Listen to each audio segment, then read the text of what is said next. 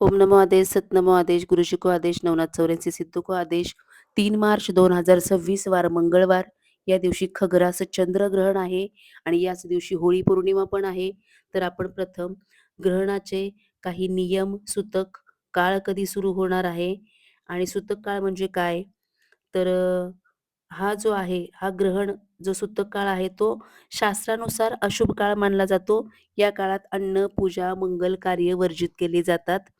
सूतक काळ जो आहे तो 3 मार्च सकाळी 6:20 ते 6:30 पर्यंत ग्रहण संपताच म्हणजे 6:46 पर्यंत असणार आहे आणि त्यानंतर मोक्ष मानला जाणार आहे.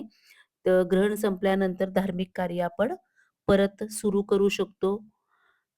ज्या राशी आहेत, ठराविक राशी, त्या लोकांनी काय काळजी घ्यायची, हे पण मी सांगणार आहे. तर चंद्रग्रहणाच्या आधी 9 तास सूतक काळ सुरू होईल. त्यानंतर बाकीच्या सगळ्या गोष्टी आपल्याला करायच्या आहेत सूतक काळात. हवन, यज्ञ, शुभकार्य करायचं नाही. गर्भवती महिलांनी ग्रहण काळात बाहेर पडू नका, जेवण करू नका, झोपू नका, मंत्राचा जप करावा. जो याचा आपला सूतक काळानंतर जे काही अ, ग्रहणाचा प्रारंभ होईल तो 3:20 होईल दुपारी. ग्रहण मध्य 6:33 ते 6:40. ग्रहण समाप्त जे आहे ते 6:46 ते 6:48 आणि सूतक काल जो समाप्त जो सांगितला 6:46 ते 6:50 पर्यंत असणार आहे. बऱ्याच राशींना याचं परिणाम चांगले आणि वाईट अशा दोन्हीही पद्धतीने मिळणार आहेत. तर आपापली राशी बघून घ्या. मीन, तूळ आणि वृश्चिक राशीच्या लोकांना शुभ परिणाम आहेत. मेष, कर्कट, धनु, कुंभ राशीच्या लोकांना मध्यम परिणाम आहेत आणि वृषभ, मिथुन, सिंह, कन्या आणि मकर राशीला अशुभ परिणाम आहेत. ग्रहण काळामध्ये शक्यतो काळजी घ्या. चाकू, सुऱ्या, धारदार वस्तू गरोदर महिलांनी हाताळू नका.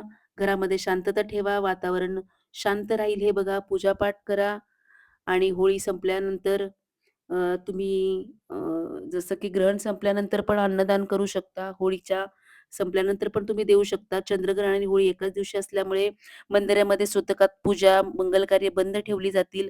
ग्रहण संपल्यावर शुद्धीकरण करा आणि होळीमध्ये आपण 1 नारळ, 11 लवंग, 11 काळी मिरी, दालचिनी, खाऊची पानं, पिवळी मोहरी, मीठ हे सगळं आपल्या घरातून उतरवून नेऊन टाका. तुमच्या आयुष्यामध्ये सुख, शांती, समाधान येईल. तुम्हाला हा उपाय कसा वाटला हे पण सांगा. ओम नमो आदेश, सत नमो आदेश, गुरुजी को आदेश, नवनाथ 84 सिद्धों को आदेश.